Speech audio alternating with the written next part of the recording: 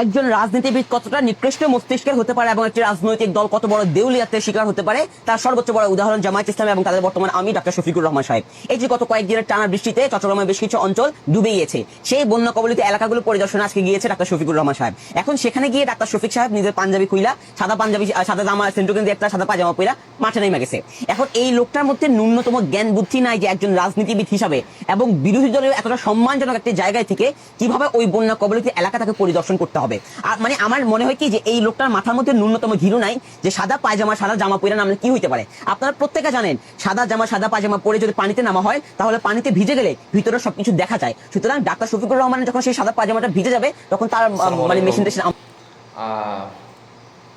আচ্ছা, চট্টগ্রামের বাসার মধ্যে একটা হতা আছে, অল্প বয়সে পাকলে বাল দুঃখ থাকে চিরকাল, এলাকান হতা আছে।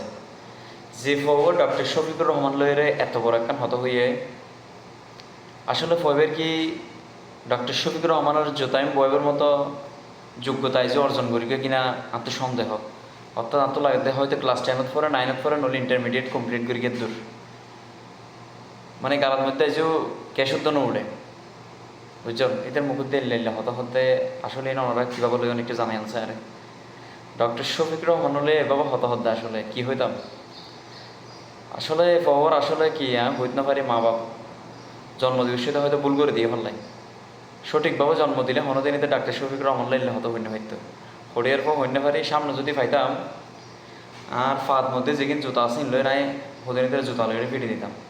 আর জীবন যা দিলে মুরব্বী মানুষরা হত না হইলে কীভাবে যে হত হদ্দুরকে আল্লাহ আকবর আসলে নিজেরও বুঝেন না পারে। ডক্টর শফিকুর রহমান বলে সাদা ফ্যান পরে গিয়ে দেয় এটা বলে এটা বলে মেশিন দেখা যাব, তো মেশিনে বেগে তোর আত্মীয় স্বজনরা লাগিব না, তোর আত্মীয় স্বজনরা লাগিলে আর হয় ডক্টর শফিকুর রহমানের কল করে আমি হই বুঝছিস না, অনেকেলা লাগিলে আর হইস।